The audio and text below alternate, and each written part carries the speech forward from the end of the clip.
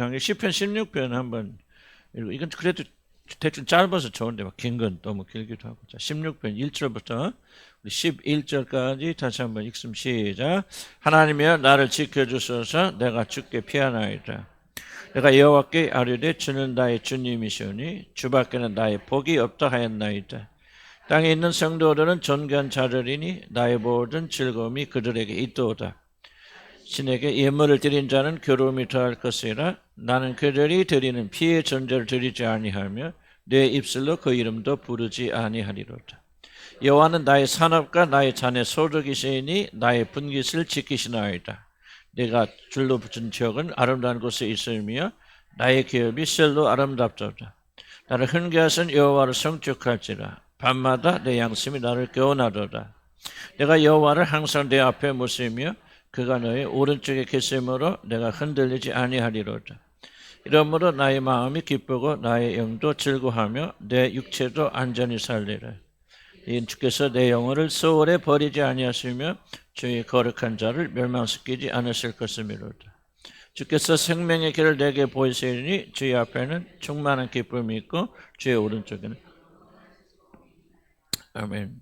하나님의 말씀을 이제 읽고 이제 막 그걸 막 한 구절 한 구절 해석함도 중요하지만은 이 말씀이 이제 우리에게 어떻게 역사하는 것을 자꾸 배워나가고 항상 그런 건 아니지만 또 하나님의 말씀이 또 우리 가운데 좀 저는 뭐 지난주 몇 주 지난주 동안 이 4개 줄로 준 구역은 참 아름다운 곳에 있으며 참 이게 좀 실감하면서 그렇게 좀 저는 했으면 이제 제가 이제 차에 대해서 좀 잘 아시지만 어쨌든 우리 교인들이 또 뭐 그래도 뭐 차를 사라고 2,500만 우리 교인은 큰 돈 아닙니까? 저한테 헌금하셨고 저도 새 차를 사려고 이제 어쨌든 아이고 하나님이 또 이렇게 70살 또 은퇴 안 하고 또 일하니까 축복하셨네. 그러고 저도 기쁨과 흥분됨으로 이렇게 이제 차도 보고 이렇게 그랬는데 마음이 참 허락이 안 되는 게 이게 참 안 돼. 뭐가 제일 걸리냐면 우리 교인들에게 가난한 교인들이 많이 있는데 우리 가난한 교인들은 참 그럼 밥은 먹고 살지만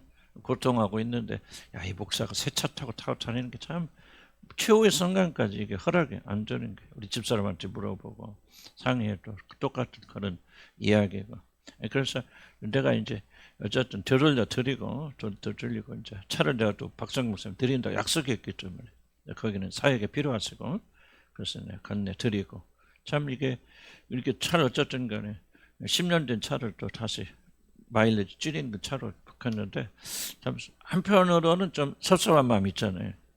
로또 당첨됐다가 딱 보니까 번호 하나 큰일 났네. 그런 식으로 그런 마음 드는데 얼마나 참 기쁨을 주시는지 그때 이걸 내가 실감한 거예요. 말씀 참 이게 얼마나 감사하고 아니 문자 그대로 기뻐요. 막 즐겁고 기쁘고 참 10년 된 차니까 뭐 그렇지 않습니까? 옛날 차에 비해도 좀 자리도 그렇고 뭣도 그렇고 좀 여러 가지로 겉은 그래도 깨끗하게 10년 동안 잘 타셨으니까 근데 차가 탈 때마다 기뻐요. 그래서 내가 이걸 자꾸 생각하는 거예요. 하는 게 줄로 야 이게 10년짜리가 내 기업인가 보다. 에? 나도 한번 출세 한번 해보려고 그랬는데 하나님께서 네 기업은 이거야. 근데 참 기쁘더라. 그러면서 내가 이제 그렇구나. 좋고 나쁘고 비싸고 싸고의 문제가 아니라 하나님께서 주신 것인지 주시지 않은 것인지. 은퇴하고야 뭐 제가 뭐 벤츠 타고 다닌다고 뭐라고 할 수는 없잖아요. 그죠?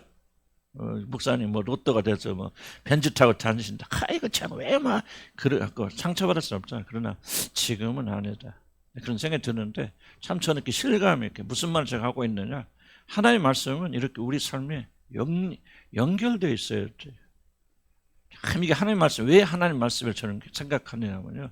하나님 말씀과 우리 삶이 21세기를 사는 우리들 이게 시편은 저거 한 700년 전 예수님 오시기 한 1000년 전 500 정확히 다윗의 시대가 한 1000년 전 그럼 한 2000년 500년 되잖아요. 그 간격이 있어도 오늘 우리에게 정확하게 말씀하세요. 그래서 하나님 말씀 살아있는 말씀입니다. 그래서 나는 참 이 하나님 말씀을 이런 식으로 우리가 그렇게 말씀을 연결해서 그 말씀을 위로받고 이 말씀을 통해서 가게 되어주면은 그러면서 우리가 주님과 함께 동행하며 가는 것이 아닐까 그런 생각이 듭니다. 그래서 억지로 막 이 말씀을 내가 적용을 하지 말고 그 하나님의 말씀이 참 적용될 때 있어. 그 말씀 딱 붙잡고. 그럼 너무 아름답잖아요. 하나님께 내게 줄로 준 구약은 심히 아름다운 것이죠. 정말 전 좋죠. 자, 그럼 16절. 자, 했지만 다시 한번 점검합니다. 왜냐하면 통째로 보지 않으면은 이해하기 어려워요. 시편 16편의 주제가 무엇인가를 어떤 시편은 잡기 어려워요. 그러나 시편마다 뭐가 주제가 있습니다. 그래서 시편은 어떤 것에 대해서 말하는 16편은 주께 피하는 자들, 주를 피난처 삼아서 주께 피하는 자들에게 주시는 하나님의 축복이다 하는 것을 머리에 두고, 근데 여러분 평신도들 이거 하기는 어려울 거예요. 그러나 목회자 입장에서는 이런 맥락에서 이 시를 이해해야 돼요. 그리고 모든 구절들을 그렇게 해석해야 됩니다. 1절 보면 하나님은 나를 지켜주셔서 내가 주께 피하나이다. 그래서 어렵게 생각할 거 없어요. 그냥 하나님 피하니까 지켜주세요. 그러니까 피하지 않으면 지켜주지 안 지켜주죠. 중요한 질문은 여러분이 어려움과 시련을 당할 때마다 그분께 피합니까?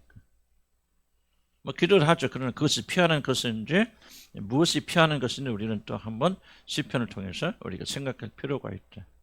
우리가 굉장히 신앙의 그 오용이 뭐냐면요. 우리 그리스도인들이 일단 언젠가 한번 예수를 나의 구주로 받아들이기만 하면 마치 하나님은 우리가 큰 빚을 져서 우리가 어느 때든지 무슨 문제 있든 다 하나님으로서 자동적으로 해결해 줘야 된다고 생각하는 굉장히 어린 아이 같은 그런 사고를 하고 있어요. 하나님 우리 건져주실 것 같죠. 그러나 하나님은 우리가 아무리 그리스도인을 할지라도 그에게 피하는 자들의 피난처가 되어주시는 것이지, 피하지 않으면서 하나님께서 자동적으로 우리의 모든 걸 해결하도록 그렇게 구하는 것은 굉장히 뭔가 이거는 뭐 어떻게 설명하기 좀 어려운데, 그런 심보는 이해할 수 없는 심보인데 너무나도 많은 사람들이 그런 심보를 가지고 있다. 그래서 어떤 일이 안 되고 하니까 원망하고 불평합니다.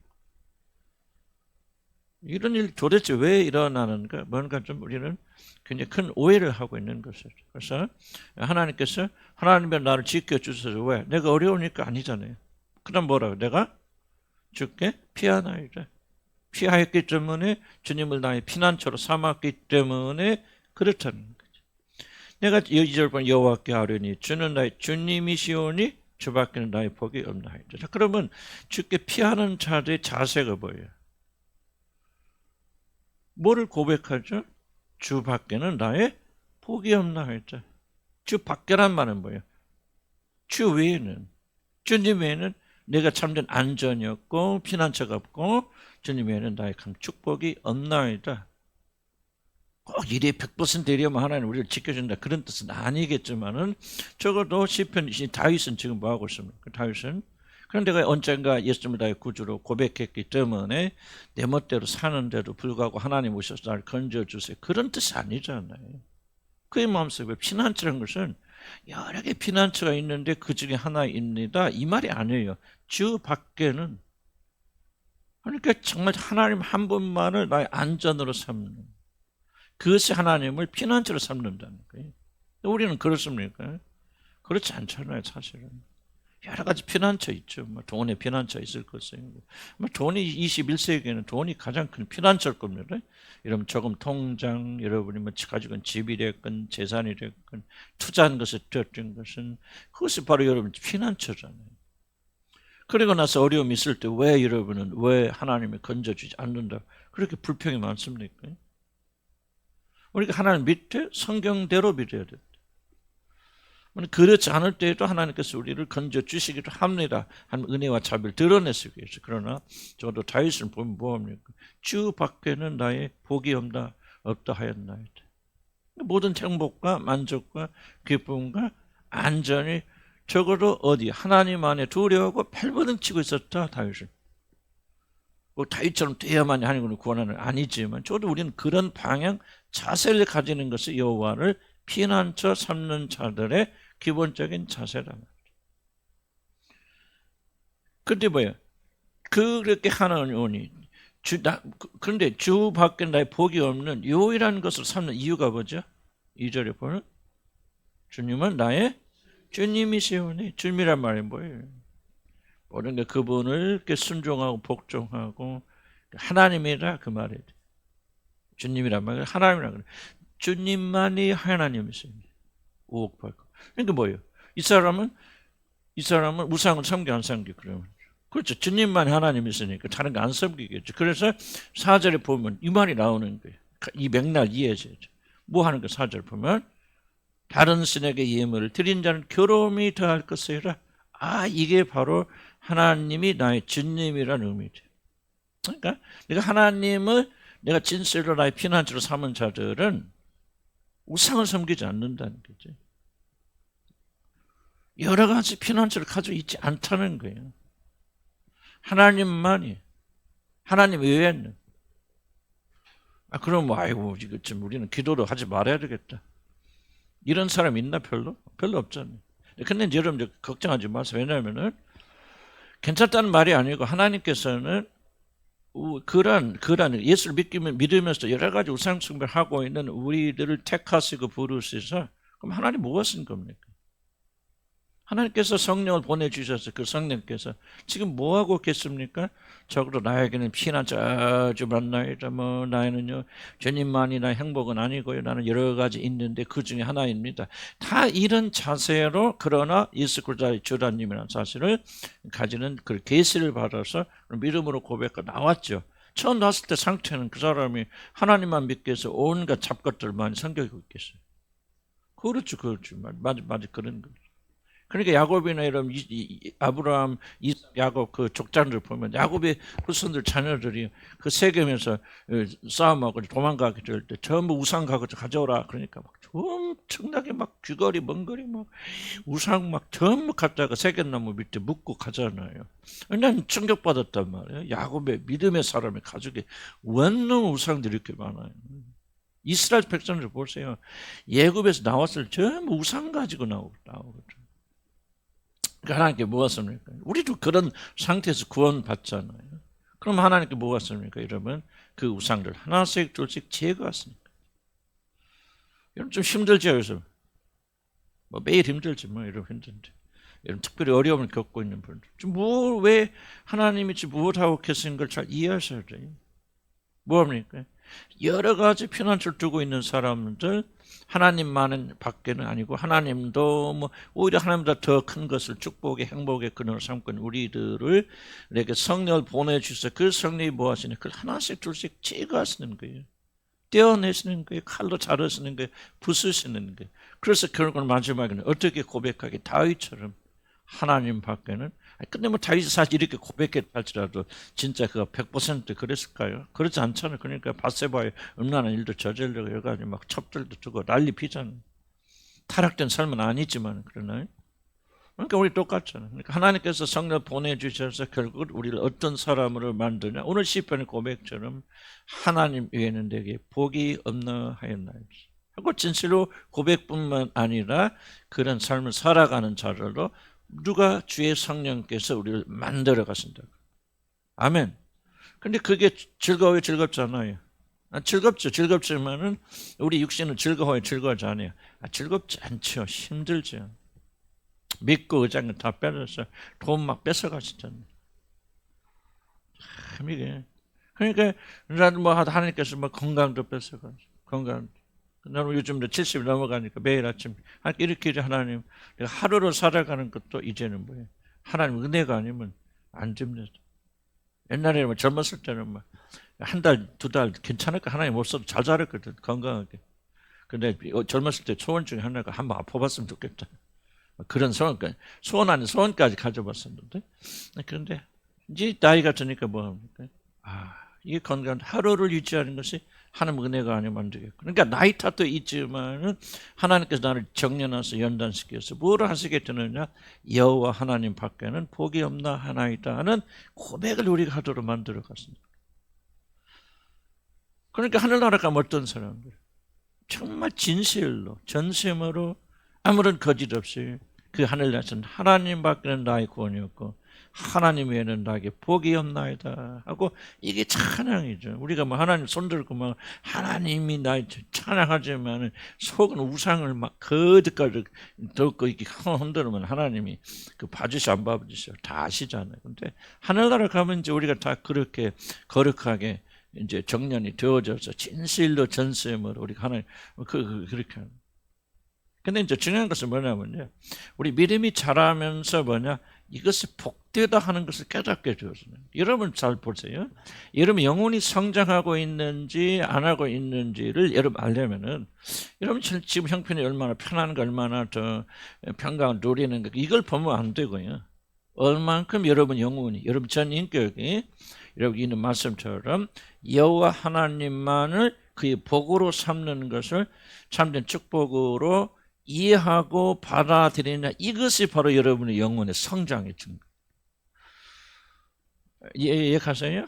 만약 여러분들이 아무리 열심히 기도하고 뭐하고 뭐 응답받고 난리 펴줘요, 정말 하나님만이 나의 피난처, 하나님만이 나의 축복입니다 하는 것이 여러분 마음에서 자리 잡히지 않는다면 여러분의 영성은 거짓이에요. 거짓말이에요. 여러분 세상 사람이죠. 하나님 사람 아니에요. 하나님 사람들은 점점 세상 거 없어도 하나님만이, 이게 바뀌어져 나가는 거예요.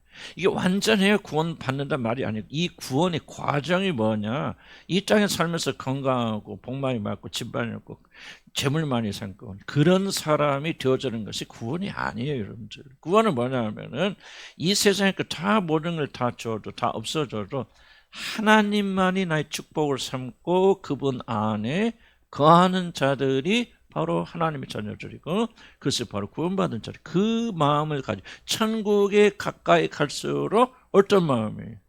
하나님 밖에는 내게 복이 없나 하는 줄. 아멘.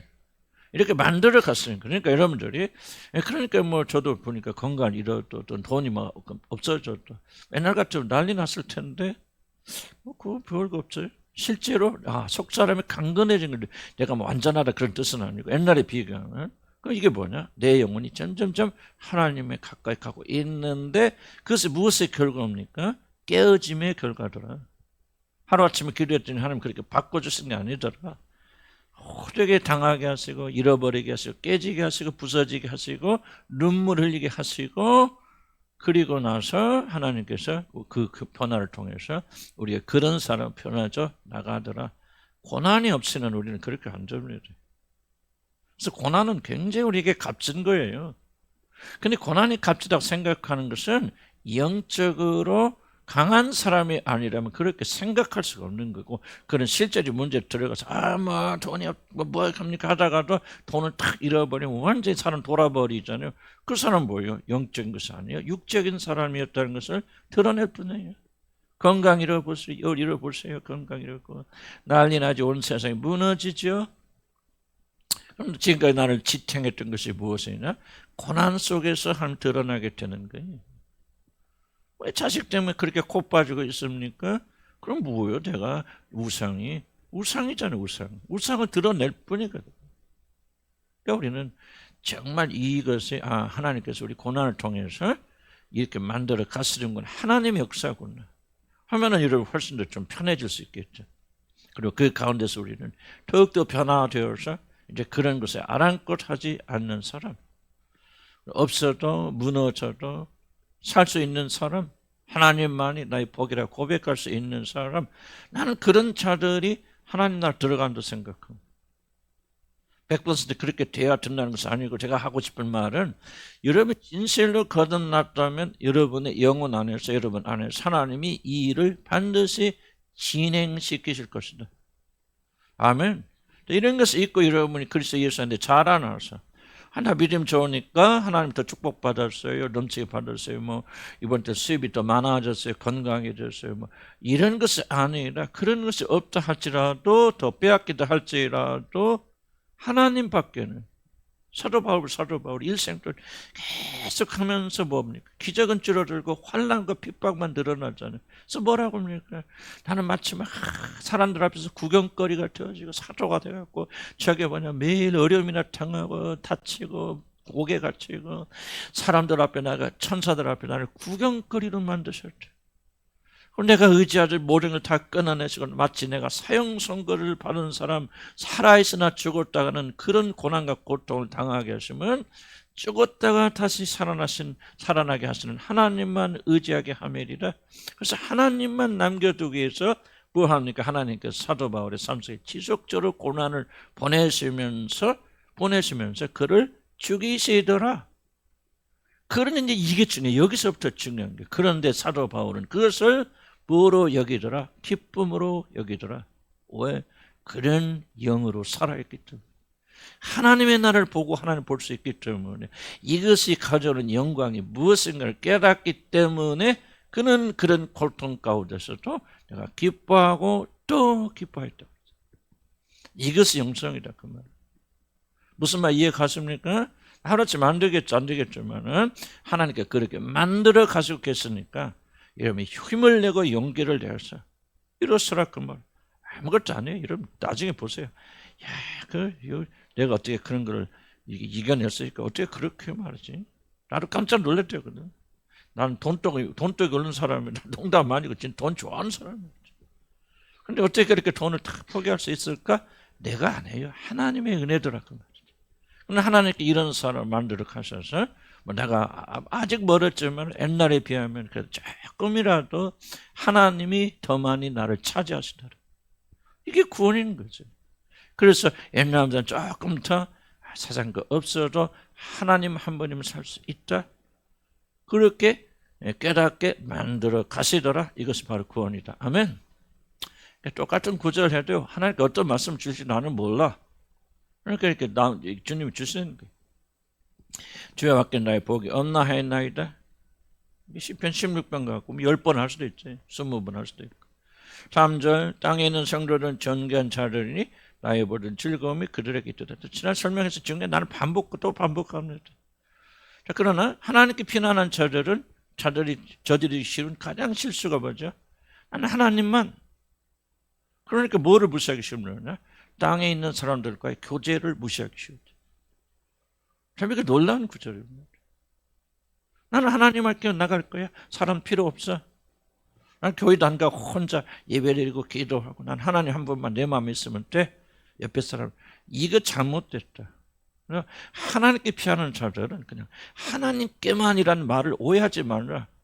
그것은 모든 교제와 성도 안에 특별한 교제를 단절시키는 것을 말하는 것이 아니다. 3절에 땅에 있는 성도들은 존귀한 자들이니 나의 모든 즐거움이 누구에게 있도다? 그들에게 있도다. 하나님만 복을 바로 하나님께 있는 자들은 하나님만 기쁨을 삼아야 될 거 아니에요. 그건 여기서 말합니까? 나의 즐거움이 그들에게 있도다. 그렇게 말하잖아요. 그러니까 하나님을 향해 나가는 자, 하나님만 중시 여기는 자들은 성도들의 교제에 게을리 한다 안 한다? 게을리하지 않는다. 그들 안에서 기쁨 즐겁잖아요. 우리가 만나. 왜 즐겁습니까? 그리스도 예수의 영이 우리 안에 거하시니까 즐거운 것이죠. 먹고 마셔 즐거운 것이 아니라 먹고 마심을 통해서 우리들이 그리스도 안에서 연합되면서 그리스도께서 더 많이 드러나기 때문에 우리는 다 인식하지 못하지만 그래서 기뻐하고 즐거워하는 거죠. 내가 왜 여러분들 혼자 남는 것을 극도로 막느냐. 제발 그거는 믿음이 아니라 혼자 와서 철회하고 금식하고 사람 얼굴도 안 보고 대화도 안 하고 그거는 내 말이에요. 지금 주님 말이에요. 그 사람의 무의식 속에 뭐가 있느냐. 하나님께 주 밖에는 나의 복이 없나 하이다. 그래서 나는 아무도 만나지 아니하고 아무에게도 이야기하지 않고 아무에게서도 즐거움을 취하지 아니하였나이다. 이래야 맞잖아. 그런데 3절 뭐라고 말합니까? 땅에 있는 성도들은 존귀한 자들. 왜? 그들 안에 예수 영이 거하시니까. 그런 자들이니 나의 모든 즐거움이 그들에게 있도다 하면서 그들과 어울리고 하나 되고 나누고. 그렇죠? 즐겁잖아요. 아들과 교제하면 즐거워 안 즐거워? 우리 윤성이하고 신앙 얘기하면 즐거워 안 즐거워? 즐겁잖아요. 왜? 그 안에 주님 계시고 우리 안에 주님 계시니 주의 영이 서로 만나서 기뻐 즐거워. 사도 바울이 그랬잖아요. 사도 바울이 엄마 뱃속에 있을 때 뭐를 보고? 마리아 뱃속에는 예수 나의 주를 보고 그 아이가 6개월 전 아이가 뛰잖아요. 즐거워요. 영은 잉태되는 순간부터 영은 존재하잖아요. 그러니까 뱃속의 아이가 즐거워한단 말이에요. 왜? 그 예수의 영을 보고 그 안에 있는 예수의 영이 예수를 보고 즐거워한단 말이죠. 할렐루야. 그러나 다른 자에게 예물을 드리는 자는 다른 것을 섬기고 다른 것을 편안치 않고 다른 걸 향해 나가는 자는 괴로움이 더할 것이다. 그렇죠. 하나님만을 복의 근원으로 삼지 않고 성도들과의 교제를 통해서 기쁨을 추구하지 아니하고 다른 것에부터 안식과 여러분 기쁨을 추구하는 자들은 결과가 뭐냐? 괴로움이 더할 것이죠. 그럼 이렇게 생각하면 왜 여러분 괴롭습니까? 자녀 때문에? 왜 물질 때문에 여러분 괴롭습니까? 한번 생각해 보세요. 하나님 말씀을 가지고 여러분을 분석해 보세요. 하나님 말씀이 뭐라고 말합니까? 그것이 다른 재물에게, 다른 신에게 예물을 드리겠다. 자식이라는 신에게 여러분 예물을 드려왔다. 그 자식을 통해서 무엇인가 내가 보상받기 원하고 칭찬받기 원하고 인정받기 원하고 보십시오. 그 자식이 여러분의 괴로움을 주는지 안 주는지 보시라고요. 결혼도 마찬가지고 왜 내가 여기서 있는 목사가 참 우리 아내와의 관계 참 행복한 결혼생활을 하고 있지만 내가 왜 하나님이 그것이 우상되지 않기를 원합니다. 왜 그렇게 기도합니까? 성경 말씀이잖아요. 다른 신에게 예물을 드린 자는 괴로움이 더할 것이다. 그것이 목적이 되고 목표가 되는 순간부터 여러분 하나님만이 나의 복이라 했나이다. 여기서부터 떠나가 버립니다. 우상 숭배자 되는 것이지. 그러니까 하나님이 주시는 참된 복이 다 차단된 걸 중단되니까. 하나님께 우상 그냥 놔줍니까? 내가 선택해 부르시고 아들의 피로 구속하여 자기 아들 삼은 자들이 겪기려고 바람 피고 있는데 이런 보세요. 결혼해서 내 아내가 다른 여자고 다른 남자에게 눈을 주고 있어. 그걸 보고 잘 좋아하는 남자가 어디 갔어요? 그냥 칼버림이 나죠. 그죠? 그게 시기하는 질투 아니에요? 거룩한 질투 아니에요? 맞아요? 틀려요? 그러니까 하나님도 똑같잖아요. 그러니까 하나님께서 계속해서 그 영에게 저주하시는 거죠. 그러니까 자식을 망치는 가장 중요한 좋은 방법이 있어요. 자식을 의존해서 자식의 여러분 행복을 물어 두세요. 아니 난 안 줬는데. 그걸 왜 그렇게 힘들습니까? 왜 힘들습니까? 한번 대답해 보시라고. 물질이 왜 물질이 없어서는 그렇게 땅으로 들어갑니까? 물질 없으면 하나님만 큰 소리 쳐보세요. 하나님께서 물질 다 걷어가 보세요. 그러니까 우리가 하나님만이 이 모든 것들을 제물을 드린 자는 괴로움만 더할 것이다. 그래서 뭐 합니까? 결단하 나는 그의 모든 처지 어떤 행동도 하지 않을 것이고 이름조차 생각조차 아니하리라. 그렇게 결단하지 않습니까? 결단해야 됩니다. 돈이 됐건 건강이 됐건 무엇이 여러분의 우상이 생각된다면 그 어떤 행동도 하지 않을 뿐만 아니라 나는 그런 것을 생각조차 이름이라도 부르지 않겠죠. 이런 결단하고 나가야 되는데 나는 여러분들이 좀 그런 단계에 좀 들어갔으면 좋겠다. 여러분들 모르는 사이 하여튼 내가 볼 때 여러분 지금 저주를 쌓고 있는 그래서 잘 보세요. 자식을 의존한 자식들이 잘 되는지 그리스도인들이라면 안 됩니다. 세상에서 안 되지만 그리스도인들 자식 하나님께 축복할 수가 없어요. 자식 잘 되려면 떠나서 마음 보내시고 떠나 보내시고 하나님께 올려 보내시고 자식을 의지하지 마세요. 마음속에 이것들 잘 돼야 내가 나이 들면 또 기대고 살 텐데 그런 생각이라도 하지 마세요.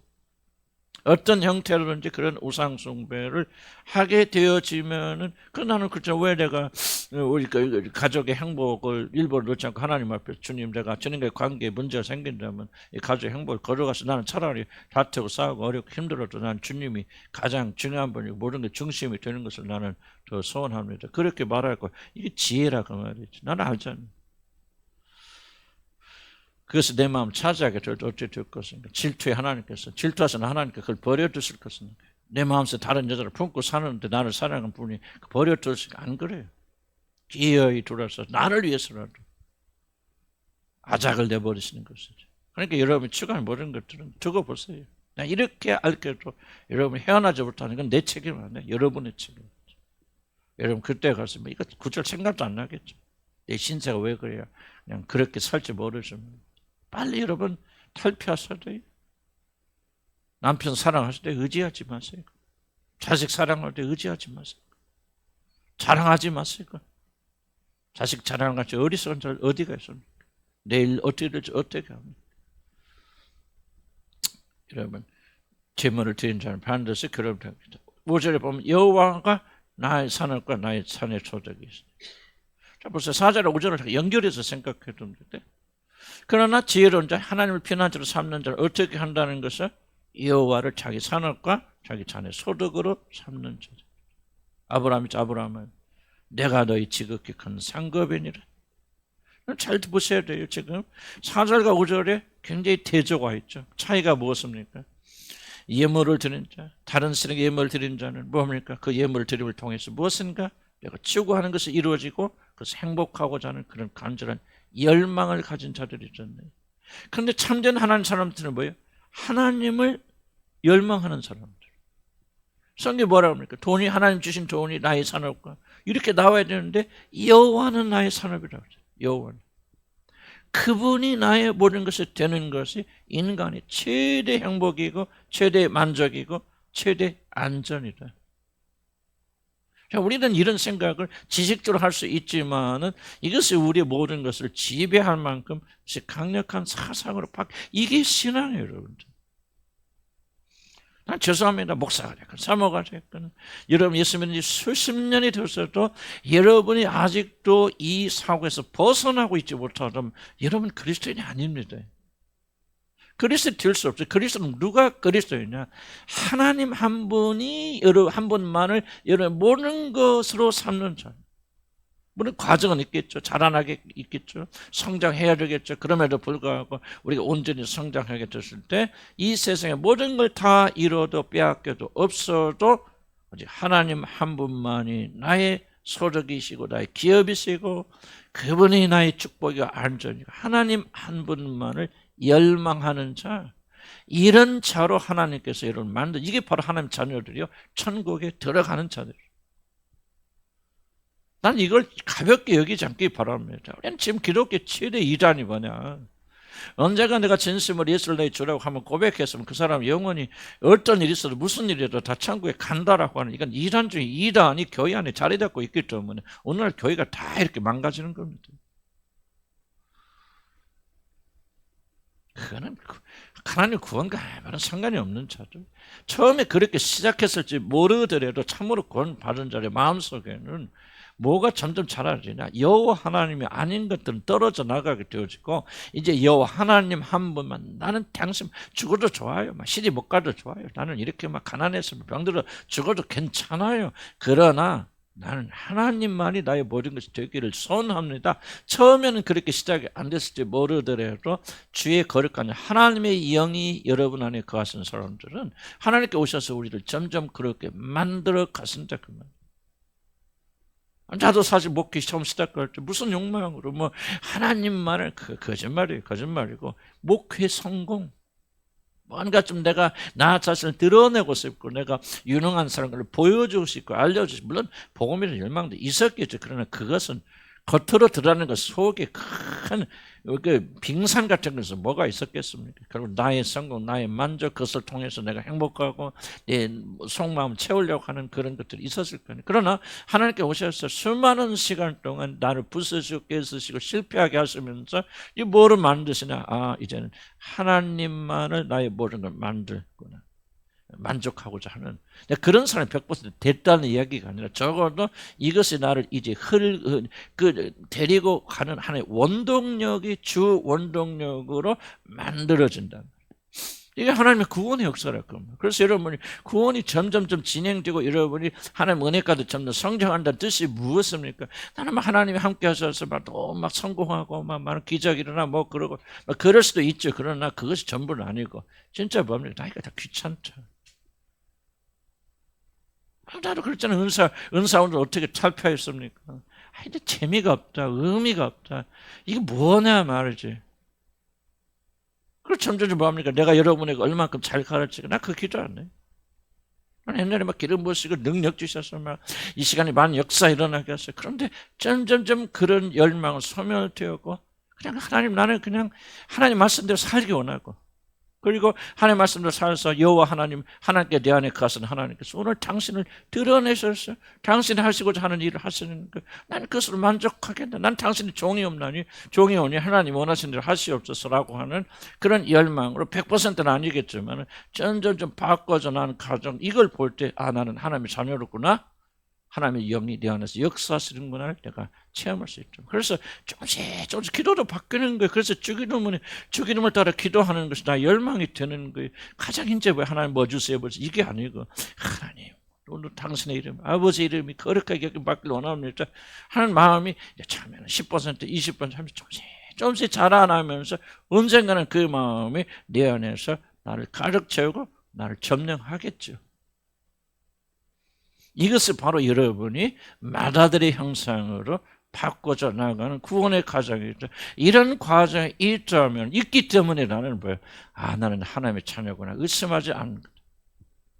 그리고 그분께서 나를 이렇게 만들어 갔으니, 그분이 하시니 반드시 나를 하나님의 맏아들의 형상으로 바꿔 가시고 그 나라까지 나를 데리고 가실 것이고 영원히 나를 책임져 주실 것이고 하는 구원의 확신이 내 안에 있단 말이죠. 여러분들이 여러분 안에 세상 열망이 있을 수도 있고 남아있을 수도 있고 그러지만은 여러분들이 그것 때문에 지옥 간다 그런 것은 아니고 구원은 그런 것을 제거하셔서 우리 안에 하나님만 바라게 되는. 왜 세상 예물도 다른 신에게 예물 드려보세요. 얻을 게 뭐 있어요? 결혼밖에 더 있나 그 말이에요. 무자식이 상팔자라는 말이 왜 나오느냐? 자식 때문에 그런 것이 아니고 자식에 가는 기대 때문에 그런 거예요. 그 자식을 통해서 얻으려고 하는 세상적인 성공 때문에. 돈이 문제가 아니에요. 돈이 문제가 아니고 돈에 거는 기대, 성공에 대한 거는 기대, 이런 것들이 바로 다른 자들에게 예물을 드리는 것이고 바로 그럴수록 여러분은 고통만 더해진다. 그러나 참된 사람들 여호와는 나의 산업과 나의 힘이시니 나의 분깃을 지키시는 자이다. 내게 줄로 준 구역은 하늘. 바로 이것을 지금 하나님께서 내게 주신 것은 이런 관계 속에서 주신 거. 나는 하나님 나라가 됐든 나는 하나님 나라를 생각하죠. 아까 땅의 것도 이야기했지만 하나님 나라의 것. 하나님의 우리는 뭐예요? 세상 것 주지 아니하세요. 하나님께서 줄로 재서 내가 들어가 영원히 살 참 아름다운 곳이 있잖아요. 그것이 정말 아름다워요. 그래서 여러분이 이제 세상에 대한 예물을 드리는 일이 멈춰나가고 하나님만을 여러분의 축복의 근원으로 삼게 되는 자들에게 일어나는 현상이 무엇입니까? 이제 하나님께서 여러분이 주신 이 기업이 아름답게 보이기 시작합니다. 하늘이 아름답게 보인다. 눈으로 보이진 않죠. 그렇지만 그렇구나. 그 나라에 들어가는 줄 아름다운 것이. 하나님을 위해서 내가 섬기고 봉사하는 것이 얼마나 아름다운 일인가. 저도 이런 게 없으면 이제 나이 드니까 참 이게 준비하기 쉽지 않아요. 막 굉장히 고통스러워요. 젊었을 때는 막 쭉쭉쭉 됐는데 지금은 참 이렇게 하루에 2시간, 3시간 앉아서 일한다는 자체가 저는 굉장히 나이가 좀 머리가 돌질 않아요. 그럴 때 뭐를 생각하면 내게 주자. 이 나이 먹더라 내가 일하고 있잖냐. 그렇게 할 수도 생각할 수도 있지만은 바꾸잖아요. 내게 주신 이 구역, 줄로 재준 구역은 아름다운 것이죠. 내가 정말 하나님께 이 나이 들어서 하나님께 이런 봉사할 수 있다니 웬 영광이냐 그 말이죠. 그러니까 나의 무게 중심이 뭡니까? 이제 하나님의 나라에 있는 거 내게 주신 것을 아름답게 여기잖아요. 저는 목회 어려움, 위기를 이것으로 극복해 나간 그래 하나님께서 내게 주신 주님 한 교회는 정말 아름다운 것이구나. 아멘. 아멘. 그렇게 이게 하나님 말씀은 위대한 힘을 가지고 있어요. 상담 받을 필요 없어요. 나는 하나님 말씀이 딱 내 안에서 역사하기 시작하면요, 이게 바뀌어지는 마음이 싹 바뀌어지는. 그래서 하나님 말씀이 여러분한테 역사도 통하죠. 직장도 마찬가지. 하나님 내게 주신 줄로 봐. 너무 아름답구나 생각하면 이게 달라지는 거예요. 기쁘고 즐거운 거예요. 그냥 같은 일을 하면서도 기쁨을 하고 즐거움을 하고. 내 남편 볼 때도 그냥 보지 마세요. 이 말씀 기억하면서 보는 거예요. 참 저 인간이 내게 줄로 준 참 아름다운 남편이다. 생각이 바꾸세요. 생각 바꾸면 다 바뀝니다. 내가 어쩌다 저런 인간 만나서 무슨 말입니까? 하나님께 내게 줄로 준 제 구역은요. 정말 이게 내가 이거 뭐 어떻게 표현하기 좀 그렇습니다. 말이죠. 무슨 말 표현할지 잘 모르겠어요. 어쨌든 이런 인간을 만나서 이런 남편을 만나서 이런 아내를 만나서 그러니까 뭐예요? 하나님이 내게 줄로 준 구역은 좀 아름답지 않죠. 이러면 이것은 하늘을 사모하는 것과 다 연결되어 있습니다. 하나님 내게 주신 것은 정말 아름답잖아요. 하늘 생각해서 여러분 나 같은 죄인에게 하나님 그 영광스러운 날에 들어가서 그걸 누리게 하는 축복을 주셨으니 이것까지 아름다운 것은 이게 변하면 나는요 여러분 다 변한다 생각해요. 만족과 기쁨 어디서 나오냐? 여기서 이걸 통과하지 못하면 여러분 죽을 때까지 만족하지 못하고 불평불만하다가 그럼 하나님 나라 들어갈래나? 나 모르겠습니다. 어떻게 그런 사람 하나님 나라 들어가지? 매일 불만하다 오는 사람이? 나는 불가능하다고 생각하는데 또 하나님 은혜는 풍성하시니까 좀 뭐 그런 사람 구원받을 수 있겠죠. 뭐 그러나 나는 생각할 때 아이고 뭐 그런 삶과 신앙은 분리가 안 되는 거예요. 여러분이 주신 그 영광의 나라는 그래서 여러분이 세상에 좋고 집이 없을 때, 또 뭐 돈이 없을 때, 어려움을 겪을 때 뭘 생각해야 돼? 그리스도인들은 내게 줄로 주신 하늘나라의 그 너무 아름다운 것이 있다. 하나님 내게 주신 것은 정말 아름다운 것이야. 내 남편 정말 아름다운 사람. 내 아내 정말 아름다운 사람. 하나님 최고로 좋은 아내를, 최고로 남편을 주셨구나. 이런 나는 내가 체험했기 때문에 나는 이렇게 말씀드리는 거예요. 하나님께 이 생각을 바꿔 나가시는 거예요. 생각이 먼저 바뀌어야 그 다음 환경이 바뀝니다. 이런 보세요. 그렇게 남편을 아름다운 분으로 받아를 감사하며 살면 남편이 변하는지 안 변하는지 두고 보세요. 남편은 변합니다. 시간 차이는 있을지 몰라도. 이런 남편이 변하지 않고 아내가 변하지 않는 것은 여러분 그 사람은 증오하고 있기 때문에 그래요. 나는 이 세상에 가장 악마 같은 사람 만나서 어쩌다 이런 여자 만났지. 그러니까 그 여자는 계속 그렇게 사는 거예요. 그걸 못 벗어나는 거예요. 영적인 누름이기 때문에. 그런데 여러분 생각 바꾸잖아요. 이야, 정말 이렇게 아름다운 하나님께 줄로 주신 구역, 내 아내, 내 남편 이렇게 아름답구나 생각하니까 뭐예요? 지금까지 맡겼던 하나님의 역사, 축복이 흘러들기 시작하는 거예요. 그래서 그 사람의 변화가 아름답게 돼가는 거예요. 아름답다 하니까 아름답게 변하는 거예요. 여러분 이게 안 바뀌면 절대로 하나님이 역사는 차단돼 버립니다. 이런 실질적인 얘기 이거는. 여러분 자녀들이 실패하는 이유가 뭔지 압니까? 뭐 여러 가지 원인이 있죠. 원인이 있지만은 그중에 하나는 뭐냐? 부모들이 자녀들을 믿지 않았기 때문에. 믿지 않기 때문에. 네가 하면 잘 되겠어. 뭐 하겠어. 여러분 지속적으로 부정적인 생각을 하고 있는데 부정적 기대를 하고 있는데 어떻게 하나님의 축복을 그걸 뚫고 못 뚫습니다. 하나님 축복을 주시다가도 그 축복이 어디 부딪혀 나가냐면 여러분이 부정적 사고에 그걸 뚫지 못하고 다 나가버리고 부정적인 그 저주만 계속 임하게 되는 거예요. 생각 안 바꾸면 안 돼요. 여러분들. 근데 생각은 우리 힘으로 못 바꾸니까 또 문제가 있는 거죠. 성령 역사하셔야죠. 그래서 말씀 붙잡고 고민하라 그 말이에요. 기도하라 그 말이에요. 세상을 이기는 방법 아무것도 없어요. 하나님 나라에 대한 아름다움을 사모해야죠.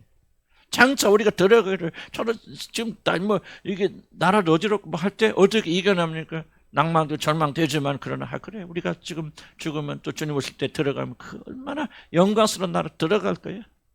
그것이 우리에게 위로가 되고 격려가 되잖아요. 다른 게 아니라 하나님의 말씀이 우리 안에서 살아 움직이도록 그렇게 역사를 해야 된다. 내게 줄로 재준 구역은 아름다운 곳에 있으며 나에게 입술로 말다. 그다음 7절 굉장히 중요한 말입니다. 시간 조금만 더 하고 봅시다. 나를 혼겨서 여호와를 송축할 때는 밤마다 내 양심이 나를 교훈하다. 그 다음에 8절 내가 여호와를 항상 내 앞에 모시며 그가 나를 오른쪽에 계심으로 내가 흔들. 자 6절과 7절 보세요. 6절은 실로 아름다운 곳에 있더라. 그런데 우리는 그렇게 생각해야 하네요. 대부분 안 하죠. 8절 봅시다. 내가 여호와를 항상 내 앞에 모시며 우리가 항상 내 앞에 모십니까? 모시지 않습니까? 모시지 않을 때가 많지요. 그럼 이 두 가지 일을 가능하게 만드는 것이 무엇이냐? 바로 7절이에요. 뭐라고 합니까? 나를 같이 읽어볼까 시작. 7절 나를 훈계하신 여호와를 송축할지라 밤마다 내 양심이 나를 교훈하리라. 밤마다 묵상할 때마다 기도할 때마다 무엇의 양심이 우리를 교훈합니다. 양심이 우리를 붙잡아 주어요. 하나님이 줄로 채워진 아름다운 것을 생각하지 않고 세상의 잘못된 것, 괴로움만 더하여 주는 것에 우리 마음이 쏠리게 되어질 때 무엇이 여러분 훈계한다는 거예요? 7절에 바로 여러분 하나님께서 여러분 양심을 통해서 그 양심을 통해서 이렇게 말씀하시고 붙잡아 주심으로 그렇구나. 나는 왜 괴로움만 더해줄 이 세상 것에 그렇게 마음 쏟고 있는가? 왜 그런 식으로 생각하고 있는가? 하나님의 말씀에 교훈을 받는다는 거죠. 양심이 가책을 준다면 이게 아니지, 이게 잘못됐지. 내가 왜 돈에 취해서 전부 하나님께서 말씀을 통해서 역사하실 때 회개하고 깨닫고 그렇구나 하고 내가 다시 아름답지 못하는 것을 내 마음을 두었던 것을 회개하고 그를 다시 회복된다. 내 마음 하나님은 항상 내 앞에 모셔야 되는데 돈이 세상이 걱정과 근심에 앞서 있을 때 이걸 누가 여러분 내가 아무리 설교해도 잘 들어보세요. 오늘 가르쳐도 이 말씀이 여러분에게 역사할 수 없어요.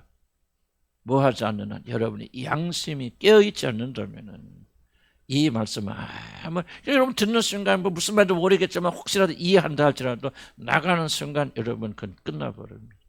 느그머니 하나님 말씀을 받아서 새롭게 하느냐 되느냐 양심이 깨어있는지 밤마다 양심으로 교훈하죠.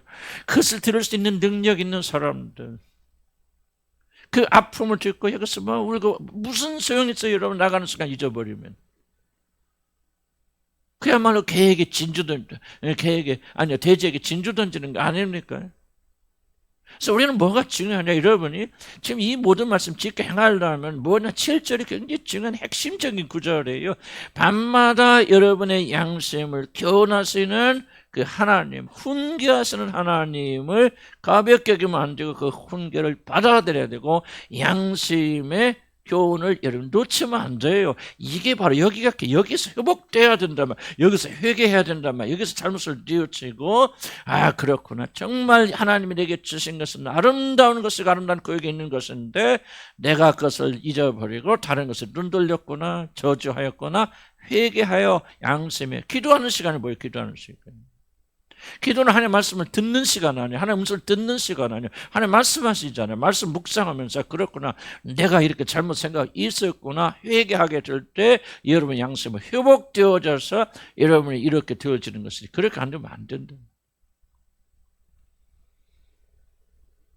그래서 7절이 안 되면요. 없는 거예요. 이건 죽은 거예요. 시편은. 16편은 끝나는 거예요. 그래서 어떤 사람이 영적으로 살아있는 사람입니까? 하나님의 말씀을 듣고 양심이 예민한 사람들. 그런데 막 잘못했는데 그게 아니고 그 말씀을 듣고 실행에 옮길 수 있는 사람들. 실천에 옮길 수 있는 사람들. 울고불고 하지만 아무리 실천 옮기지 않는데 울고 부는 것이 회개다 아니다? 아니다 말이에요. 울고 부르면 많은 사람 회개했다고 생각하고 그냥 내가 하나님께 잘못했다 기도하면 회개했다고 생각하는 거예요.